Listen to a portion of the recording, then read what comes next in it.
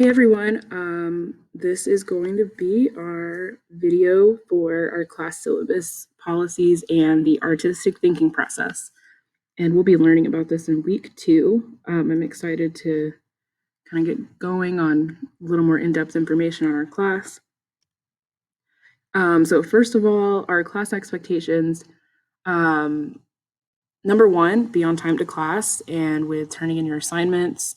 If you are online, this basically means that you're checking into our Google Classroom every day that you're supposed to be in class, making sure that you are working on assignments at a good pace. Yeah, pretty standard there. Number 2 is to be considerate and respectful of others. We need to be respectful of everyone else in the class, being respectful of their time and space. So that means that we are focused on our work, not being distracting to others, generally just being respectful. Yes. So number 3 is to use class time wisely and show good work ethic and effort. This one is honestly about being respectful to yourself and your time. If we're in class and we're distracted all the time and we're not getting things done, that's, it's not great. You're going to have more homework than you should. This class typically won't have a lot of homework, especially if you are on task while you're in the class, then you shouldn't have a lot of projects to take home. We should have sufficient time in class to be working on everything and finishing everything up in a timely manner. So, if you want less homework, I would really, really abide by these 2 expectations. This also includes showing good work ethic and effort. If you're in class, not really focused on your assignment or making good progress, that's going to become problematic. You will probably, this is very dependent on your grade too. It's going to be one of our rubric requirements for each project as well. So just make sure that you're on time. You are kind of working on what you need to be working on in class, and you are giving it considerable effort. Number 4 is to help keep the room clean. This is pretty important. We have a lot of students in here.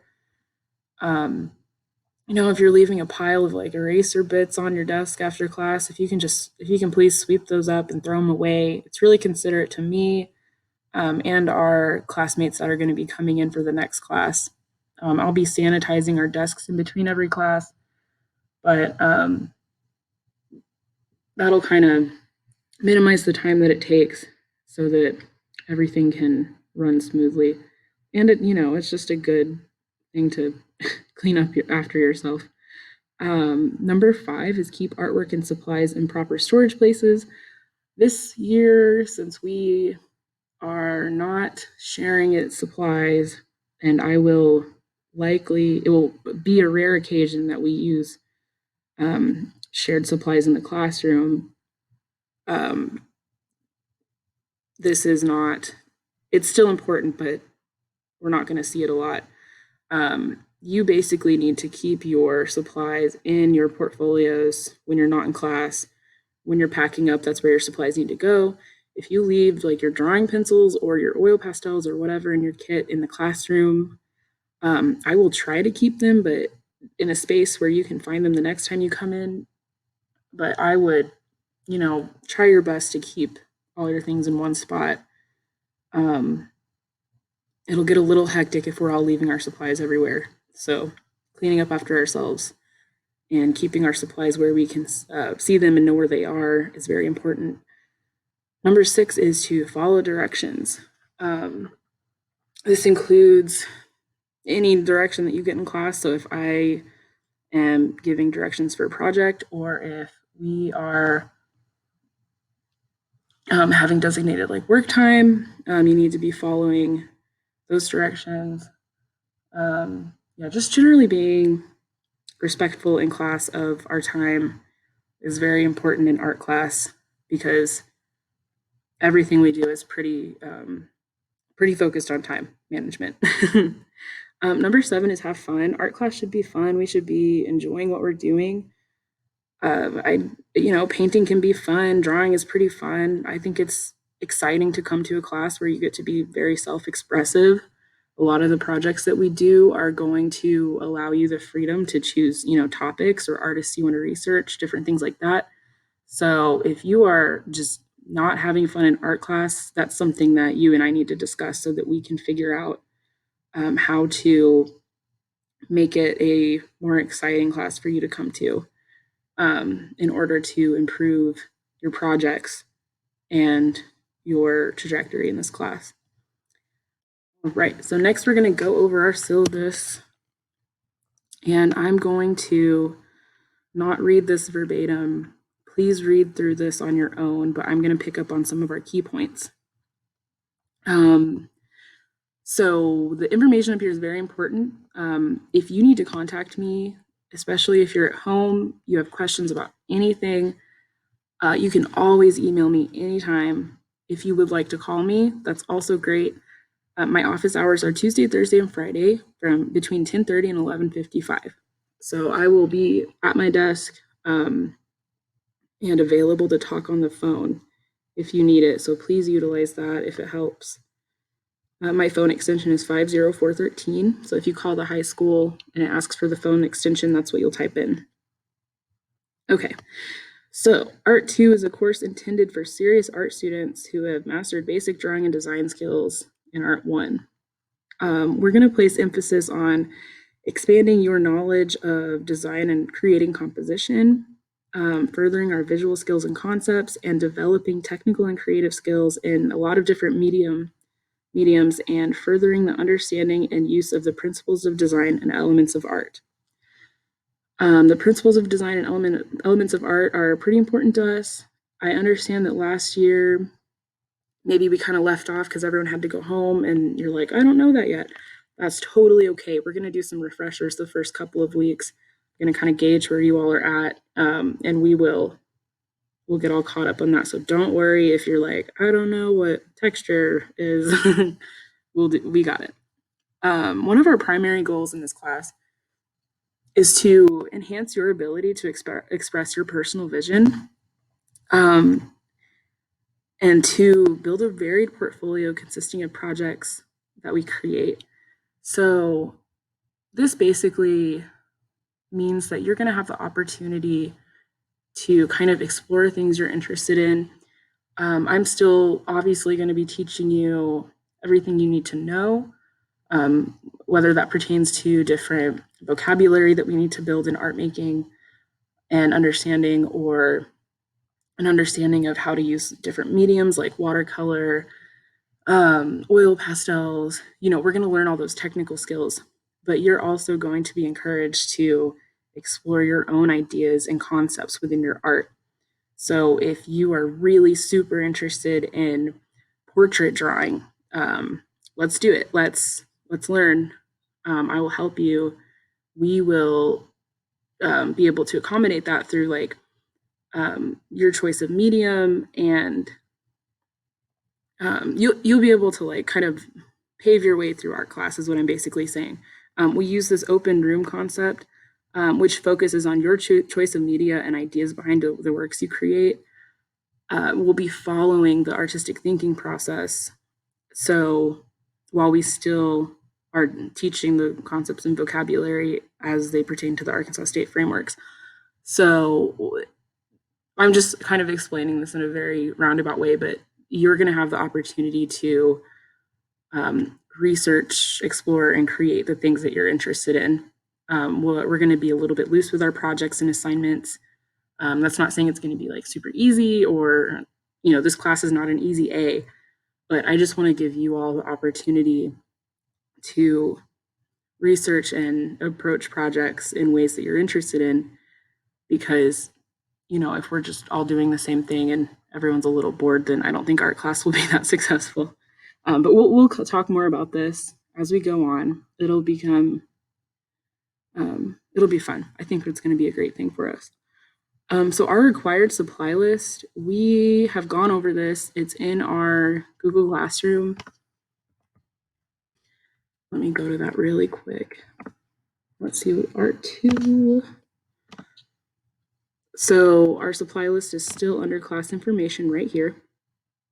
And it's the same as what is on our syllabus. For the next week or so, the number 2 pencil is still great. Remember, no mechanical pencil, but the rest of these items need to be here in your hands and brought to class probably in a week or so. We'll start using some of those items. Okay, so this is really important. This is going to carry through all of our projects. It's our art grading policy. It's the 5 C's. So you're going to be receiving a grade for pretty much everything we do in this class, which ranges from sketching, worksheets, writing assignments, spell activities, and into our major projects. Projects will be graded according to these guidelines. Most projects are going to be worth 100 points. They are composition and craft development, creativity, craftsmanship, captivity, and completion and depth. So basically, composition and craft development means how you are approaching all of the preliminary work to your project. And preliminary basically means the work that comes before the actual creation of your assignment. So let's say we are going to draw a oil pastel drawing of a vase of flowers. Before you do that, you will need to come up with some sketch ideas, like what part of the flower you're going to zoom into, what you'll need to sketch different views of the vase so that you can understand which drawing looks a little more visually appealing. You might want to do a quick sketch and colored pencil study of it before we get into the oil pastels so that you can understand where all the colors need to go. That's just an example, but basically it's all of our planning and sketching that we do before the work, all of the development that we do building up to our main project. So it will need to show a combination of ideas, methods, and concepts that we discuss in class, as well as the elements and principles of design and art that work together.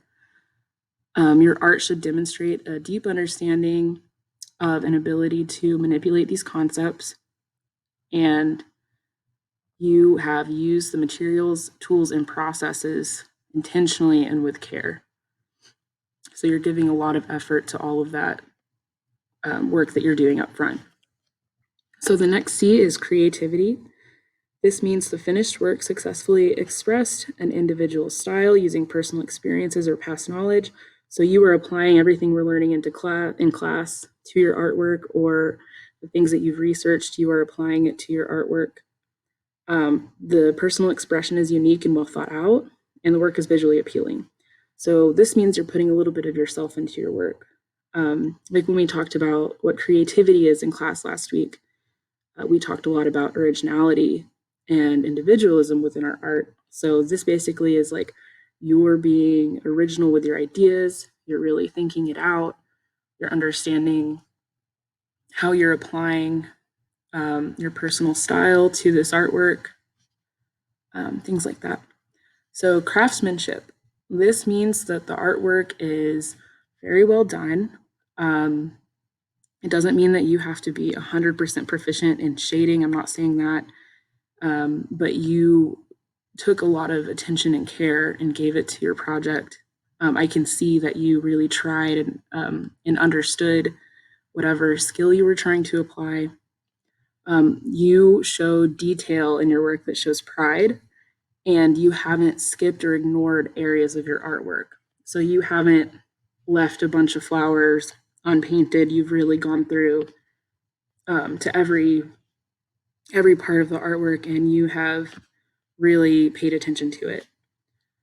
This also includes exemplary control of the materials, tools, and processes. So you learned and started to understand how to use your tools and the elements of art and the processes that it took to create this artwork. Okay, so next is captivity. This is basically how well you manage your time. If you are using class time wisely and you're putting effort into your artwork, and you're engaged in class, you're self-motivated, I don't have to keep telling you to get on task, you're not super distracted all day, And maybe you've even taken your work home because you really want it to look as best as it can be, um, you will succeed in this area. So completion and depth. This means that the finished work was successfully executed from concept to completion with a novel and original approach using the artistic thinking process. You met all the requirements, and the concept and media techniques were intensely explored. All aspects of the artwork were considered and patiently completed. So if you go about this project and you clearly were on task and you tried really hard and included all of our required like material and like understanding of whatever we're talking about in class that week, you'll do good in this. Awesome. So if you have any questions about the grading policy, please just let me know. We can talk about it. I can explain a little more, but we will be using that for all of our projects. So the next thing we'll talk about is portfolios and supplies. I have accidentally put this in. Let me delete that. So for Art 2, we are not able to store our projects in the classroom. This means that you will be taking your portfolio home every day, and you need to remember to bring it back to class when we have class. And you may keep your supplies in your portfolio as well. We will be providing you with your portfolio, and we will be providing you with a certain amount of supplies, including drawing pencils and watercolors, oil pastels, things like that. So those supplies are separate from what you purchase yourself on this list. The supplies given to you by the school are reused every year, so that means that we need them back because students next year are going to be using them. So please do not damage them if possible, and treat them with respect and turn them back in at the end of the year. And also, please do not write or draw on the portfolios because we reuse those as well. So these are our other classroom policies. I know we've gone over cell phones.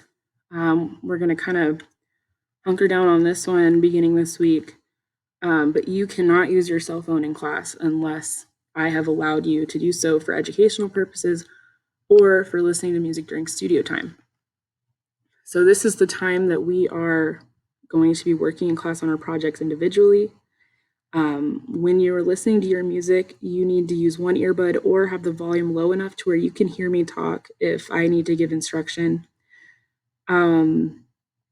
This means you can't be texting, can't be on Snapchat, TikTok, whatever you're trying to be on. The only app you can be on is your music app, whatever you use. And if you are constantly on your phone, like switching songs and distracted in any way from class and you're not getting your work done, I will give you a warning. And after that first warning, you'll be given a discipline notice and your phone will be turned into the office. And beyond that, your parent will have to come pick your phone up. There's more about that in the handbook. So we totally don't want that to happen. I don't want to have to take phones away. So let's just be respectful of our class and time, or time in class. Be respectful of me when I'm teaching, and ask me if it's okay to use your phone if you're unsure. Yeah, if you have any questions about this, let me know. I think it's pretty standard. Basically, if it distracts us from what we're doing, we can't do it. So shared supplies and tools. Projects will occasionally require shared supplies and tools. This is, it's a little different this year because we can't really share a lot of our supplies, but on occasion I will hand out supplies from the closet for everyone to use that you will need to return to me at the end of our class period. If we do that, I will most likely be coming around at the end of class with my sanitization bucket, and you'll just need to drop your supplies in there so that I can sanitize them. Yeah, you shouldn't need to clean them yourself because I have the products to do that for us. But if it changes, I'll let you know. But if you are using a ruler and your friend needs a ruler, you don't give your friend the ruler. They need to raise their hand and get another one from me, so that we are not sharing supplies. if you have any questions about this, please let me know. This is very important for this year. Misuse of art materials. So if you are, trying to hit somebody with your ruler, or you're breaking the materials, or you're using them in ways that you shouldn't be using them, you will lose your privilege to use the tools in class, and it could result in disciplinary action. So please respect the tools. Don't misuse the tools. Yeah, and we already talked about this, but please clean up after yourself before leaving the art room. Will be very helpful for everyone. So appropriate artwork. In art, we're going to be creating a lot of things that allow you to use your original ideas and topics of interest. We ask that you follow the basic handbook guidelines and use logic to understand that some media cannot be drawn about in art class. This includes profanity, nudity, gang relation, alcohol and drugs, and more. If it's disrespectful to any group of people, it's not allowed. If it's promoting bullying or anything negative like that, we can't do it. I won't tolerate any of this. It's not okay to draw things like this in our art class. If you have questions about something, because I realize there's a little bit of gray area in some occasion about what may be appropriate or not, please let me know. I know some students might want to create something that is a little politically based. That's okay, but we have to discuss that to understand the line between it being appropriate and acceptable for the classroom and not. Yeah, so it's way better to communicate this with me than to just try to go about it yourself. So please have open communication in this way. I would love to talk about it. Don't be shy, but no profanity, nudity, gang relation, alcohol, drugs. Those are pretty hard no's. Yes. So Google Classroom. We will utilize Google Classroom to complete assignments and projects. This means you will have to photograph your artwork to turn it in most of the time. I understand not everyone has the, most high quality photo taking ability, but I just ask that you are taking photos of your artwork so that I can see the whole artwork and that it is in good lighting. Usually, if you take your artwork outside or you photograph it next to a window during the day, that's going to be really good lighting so that I can see everything. I want to be able to grade your artwork as accurately as I can through that photo so that I can help you improve, give you pointers. So please be aware of that when you're turning in your assignments. Please don't turn in something that's so dark I can't see it or that's completely out of focus if you can help it. If you have any questions or trouble with this, also just let me know. I understand that technology sometimes isn't as friendly as we want it to be, and I am here to help you out if needed. If you are absent, it is your responsibility to check Google Classroom for missed lessons and assignments on a daily basis. So please, if you're working primarily from home or if you miss a day, check our Google Classroom. I should be posting updates every time we have class on our stream. So right here, you can see I've already posted a couple. If I have any important announcement for us, it'll go there. All of our classwork will be under the classwork tab. Right now we're on unit 1.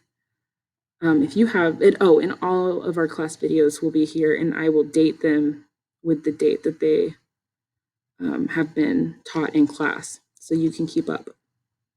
If you have any questions about that, or you're having trouble accessing anything or getting anything turned in on time for whatever reason, please email me or call me. So this last page, I will let you read this with your parent. You need to just let me know that you understand the syllabus, that you are aware of everything on it, that everything's making sense. And I will need your signature and your parent's signature. To do this online, you can just type your name in, that's fine with me, date it, and then turn it in as an assignment on our Google Classroom. Awesome, so that's it for our syllabus. As always, let me know if you have any questions, and I will definitely be here to respond to those and help you the best I can. Okay, so we have gone over our class syllabus. The next thing we're going to do is talk about the artistic thinking process. This is really important for everything we're going to be doing in our class this semester and the year. If you've been in science class and you've talked about like the scientific method, how you approach researching and doing a project in science class, this is a little bit similar, but it's our art method basically. Any big assignment you do, we will be using this process. So it's important that you understand it. But we're going to go into it in depth here. So if you have any questions, email me. You can comment on our Google Classroom. I'll be posting on the stream, and you can always comment questions there if you don't want to email. But yeah, let's get going.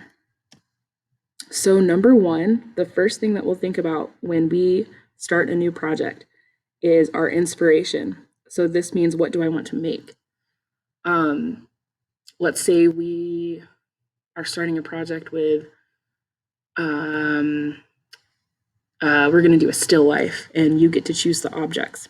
Well, where are you going to find the inspiration? Do you want to look at your favorite things that you have in your room, or maybe you like a part of your house, like your kitchen? Maybe your kitchen table always looks really cool and you really want to draw it. Those are two things that count as inspiration. I have a bigger list here. This list isn't final. You can find inspiration in lots of places, but here are a few examples. So some people might find inspiration within research. So if you really think that medieval Europe is really cool, you learned about it in history class, and you really want to look at medieval art because of that, that's awesome. We can do a project on medieval Europe.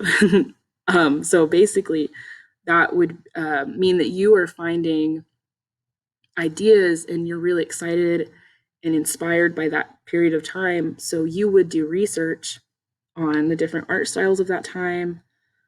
You would look at different artists. You would research maybe how people lived in that time, like what artwork was important for them to have around. Any kind of research applies here. The second thing could be observation. So I have included this photo of a house. Maybe you have like a photo of a place you've been, or you think your backyard or the park downtown is really cool and you really want to draw that. That's a good source of inspiration. You can also draw from personal experience. So we can use the same picture as an example. Let's say this is your childhood home and you have a lot of memories there. So you really want to draw it. That's great. That counts as a personal experience that we can recreate in art class. You can also do a project according to opinions and beliefs. So if you have like a belief you feel strongly about, maybe you enjoy going to church a lot, you want to do a project about that, awesome. That is a source of inspiration. Function and aesthetics. So for that one, I have a painting of a vase by Van Gogh. I know a lot of you probably know who Van Gogh is. He painted Starry Night. Maybe you're very inspired by the way that he paints and you want to try to recreate his painting style. His brushstrokes are very particular. The way that he paints is very unique. That's a great thing to want to explore. If you have a favorite artist, that can always be an awesome source of inspiration, and we can definitely dive into that. Self-expression is the next one. I have an example of this painting by Anna Valdez. She had some art in Crystal Bridges a couple years ago, and I really enjoyed it. But I enjoy the way that she expresses herself through her art. So she's basically chosen this subject matter as kind of a personal expression, because you can see that she has all of these plants, all of these little pictures in the background that she's chosen to include in this painting. And she's expressing herself personally with her personal interest through this painting. So maybe she really loves taking care of plants and she loves caring for things. Maybe she really loves milk, or she has a memory tied to milk, you know? So that's a form of self expression because she's taking something personal and she's used it as a source of inspiration. Themes are also a really good source of inspiration. So here I have the color blue. Your theme can be as simple as that. Like, I really want to use the color blue. That's great. Other themes could be nature. You can do nature or weather. You could choose your theme to be sports if you're really interested in sports. If you're interested in a specific medium, like here I have some oil pastels, that is also a good inspiration for your work. Yeah, so inspiration is very open ended, and it's really important for us to get started and get excited about what we're doing. Number 2 is development. This means, how do I make my idea visual in the best way that I can? When we think about development, there are a couple methods that artists can use to develop ideas. Well, more than a couple. Most of my lists here today are not final. But the examples that I have are sketching to find composition. So we can use our sketchbooks to find different compositions or viewpoints of things that we like to draw. So composition basically means the way that you lay out a picture. So if I decide to have my vase, my flower vase, to the right of my image, and I crop it a little low so the whole flower vase is not in view, but I've focused in on one part of it, that's a composition. We'll talk a lot more about that later. Another way to develop your idea is to create a practice version. So maybe we'll have an assignment where you're going to draw on a paper that's 15 inches by 11 inches. That's a pretty big drawing. And maybe you want to practice it before you get going, because I know sometimes it's hard to get started on those because you're like, what if I mess up? How do I fix it? So a great way to combat that is to create a smaller practice version of your assignment before you start on the actual final project that you're going to turn in. That may mean that you are doing a color study in your sketchbook, or you're just getting a smaller piece of paper to practice on. Okay, so making a model.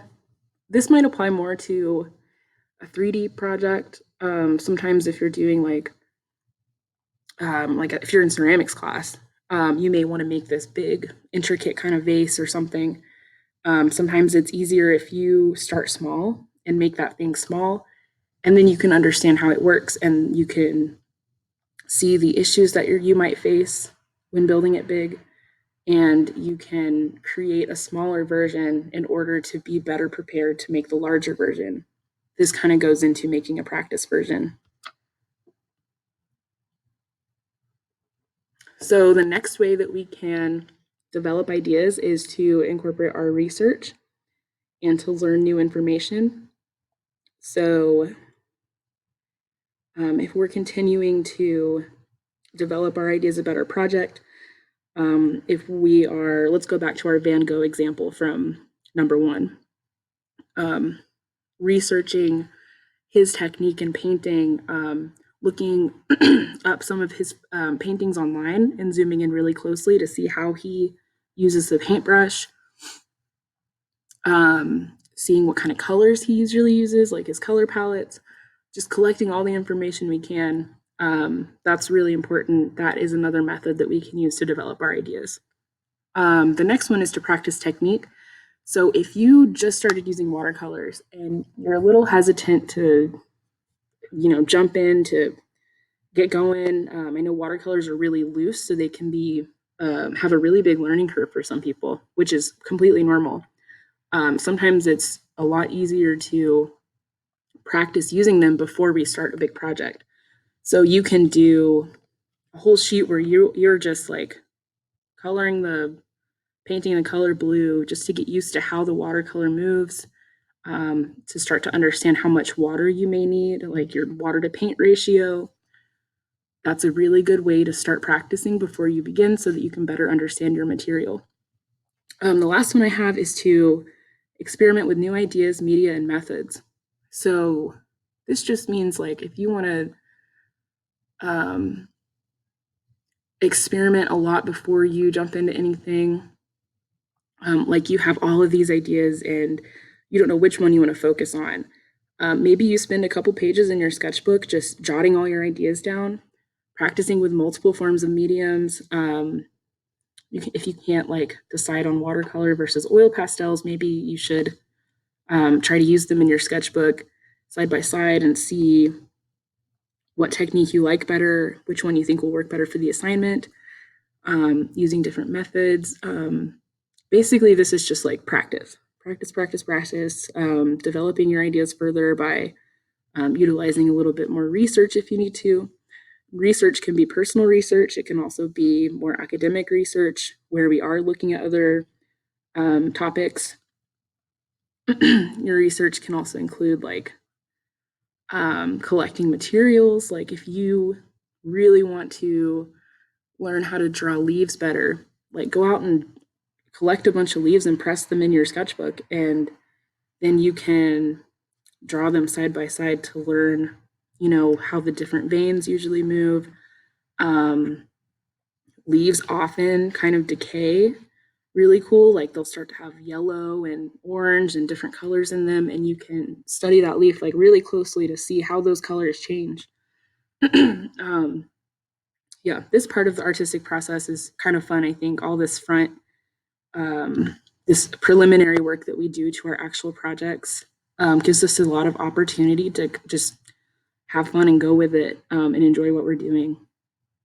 And you can always, if you decide that you're like, I really thought I was going to be into this, but I'm not, we can talk about that and we can find out what parts you don't like, and we can find out what parts you are really enjoying, and try to better accommodate your assignment for that. Number 3 is creation. This is how do I apply what I've developed into a successful artwork. So this is the actual like hands-on starting to make my artwork part of the artistic thinking process. So some things to consider as you are making your artwork is reflection. At all times of making your artwork, we should be thinking about how it looks. We should be thinking about what will people who are looking at my artwork see, and we should also think about what we're trying to communicate and what our intention is within our artwork, and if we think that's coming through. Art is not like something that, you know, it's just done once you've done it. Art can always be like revised and worked on. Sometimes it's really hard to pinpoint the spot that it's done. Some artists say that their work is never done. They just happen to stop at that time. Yeah, but throughout the creation of our projects, we can always be thinking about these things and improving it. If you have an area of your painting that, you know, when you drew it at first, you thought it looked really good compositionally, but after you looked at it, you were like, there's a huge blank spot and there's nothing there, and it doesn't look great. Like my artwork isn't balanced. We can talk about adding something there or figuring out how to maybe use paint differently or a different technique to like create texture in that area. I know some of us watched that video on art conservation. I think it was the artist Rousseau, and they used the X-ray technique to see underneath the painting. Excuse me, that he had originally drawn a vase, and they realized that they could see that sketch, but the final product of his painting, the final painting, didn't have the vase in it. Well, that's an example of that artist using reflection and revision during the creation of his artwork. He realized that the vase maybe made the painting look too busy, so he decided to take it out. That's okay. We can always, you know, the first thing that you draw doesn't have to be what ends up on your final result of your painting. we always have the freedom to improve our artworks as we're making them. Okay. Number 4 is reflecting. So this is analyzing what you see, collecting information for revision and future art making. So this is kind of like after we've gotten to a stopping point with our artwork. We will think about how you can make improvements to it. What is something from the assignment that you struggled with, and what would you like to work on in future projects? So right here, I kind of thought of the example of, if you're in English class and you're working on an essay, one of the final steps is to revise your work. Like you would go through and check your grammar, maybe fix some run-on sentences. The same thought applies to making art. We can, of course, always make improvements on our art. If you notice something you really struggled with during your assignment, maybe that's something we need to focus on in your next assignment. So if you really had trouble shading something, maybe your next assignment we should explore shading a little bit, and we should try to kind of expand on that skill so that you get to a place where you're comfortable.